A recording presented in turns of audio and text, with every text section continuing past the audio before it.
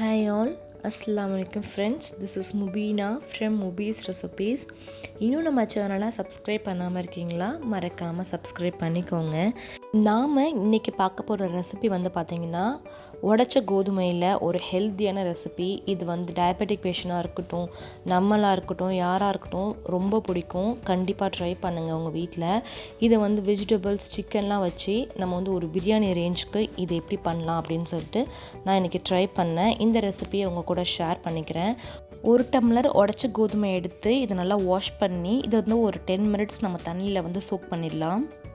இதுக்கு இடையில தேவையான வெஜிடபிள்ஸ்லாம் பார்த்துடலாம். வெங்காயம், தக்காளி, இஞ்சி பூண்டு, அப்புறம் பார்த்திங்கன்னா உங்களுக்கு என்ன வெஜிடபிள்ஸ் வேணுமோ அதை எடுத்துக்கோங்க. கொஞ்சமாக நான் சிக்கனும் எடுத்திருக்கேன். இப்போ ஒரு பேனில் ஆயில் ஊற்றிருக்கேன். பட்டை, கிராம்பு, ஏலக்காய் கொஞ்சமாகவே சேர்த்துக்கலாம். ஒரு பச்சை மிளகாய் உள்ளே கட் பண்ணி சேர்த்துட்டு இஞ்சி பூண்டு பேஸ்ட்டு உள்ளே சேர்க்குறேன். இஞ்சி பூண்டு வாசனை போனதுக்கப்புறமா நம்ம சிக்கன் நான் இன்றைக்கி எடுத்துருக்கேன் இல்லையா, இந்த சிக்கன் நான் உள்ளே ஆட் பண்ணுறேன்.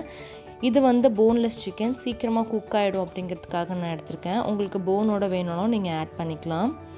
இப்போ 2 பெரிய சைஸ் வெங்காயத்தை நான் உள்ளே கட் பண்ணி உள்ளே சேர்த்துருக்கேன். வெங்காயம் கொஞ்சம் சாஃப்டாகிறதுக்கு நான் உப்பு சேர்த்துருக்கேன். இந்த டைமில் வெங்காயம் டிரான்ஸ்பரண்ட் ஆனதுக்கப்புறமா தக்காளியும் புதினா மல்லியும் நம்ம ஆட் பண்ணிக்கலாம்.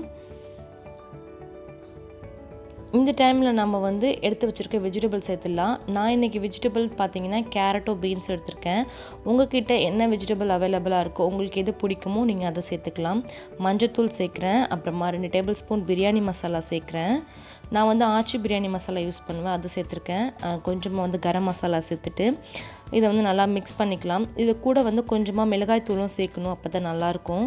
அதுவும் கொஞ்சமாக சேர்த்துட்டு நல்லா மிக்ஸ் பண்ணிடுறேன். மிக்ஸ் பண்ணிவிட்டு இதில் 2 டம்ளர் தண்ணி சேர்க்குறேன். 1 டம்ளர் உடைச்ச கோதுமை சேர்த்தேன் இல்லையா, அதுக்கு நான் 2 டம்ளர் தண்ணி சேர்த்து இதை நல்லா கொதிக்க விட்டுடலாம். மூடி போட்டு நல்லா கொதிக்க வச்சுருக்கேன். நல்லா ஓப்பன் பண்ணி பார்க்கும்போது நல்லா கொதி வந்திருக்கு.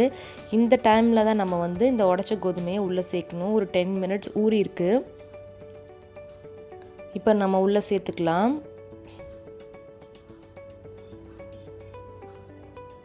உள்ளே சேர்த்துட்டு இந்த டைமில் நீங்கள் உப்பு காரம்லாம் செக் பண்ணிக்கலாம்.